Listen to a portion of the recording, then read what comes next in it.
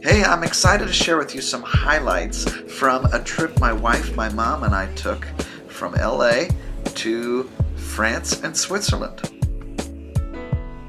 When we landed in Paris, we grabbed a rental car and we drove to Giverny, which is where Monet's gardens and his home are. They're very well maintained, as you'll see. And when you first enter, you walk through the gift shop and you end up in the gardens in front of Monet's home. Then you walk under the road by Monet's house through this tunnel. And when you get to the top of these stairs, you see a creek which flows into the water lily ponds that Monet frequently painted.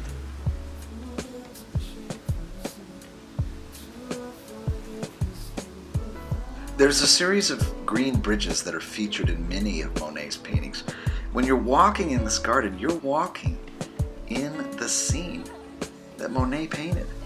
I hadn't studied Monet before visiting the gardens, but later in our trip we went to Paris and saw the artwork generated from this spot. We got there right before the gardens closed at 5 p.m. and right before they kicked us out, you could see that there was a bunch of painting students who were setting up their easels and getting ready to try their stab at these scenes. In learning about Monet, the older he got, the more he shifted his focus to the reflections in the water instead of the scene above the water. And then we headed in the car and drove up to Honfleur, the coastal Normandy town. And this town is well known for its beautiful harbor. We got there right around sunset time at 8:30 p.m. And we had a dinner underneath an umbrella right near the water.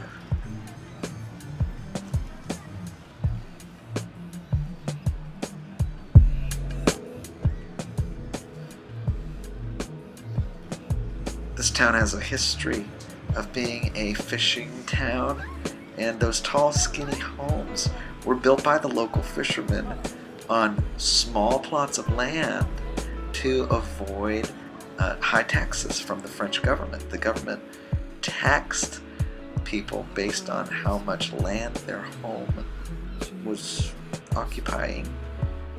So the fishermen found a way to save money by building skinny and tall.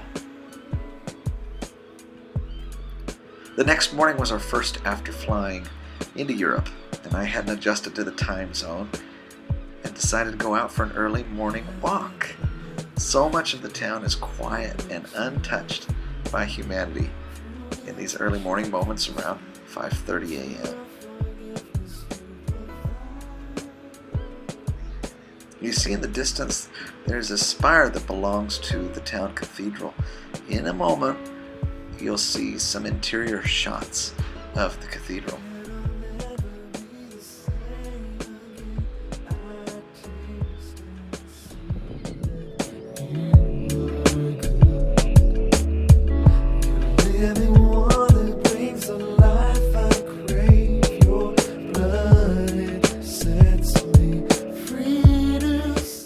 Here's the inside of that church on the hill behind the homes. You can tell this is a maritime community. They knew how to build ships. When it came to building a cathedral, they basically built the frame of a couple of ships, flipped them upside down, and put them on columns. Voila! You have a church building.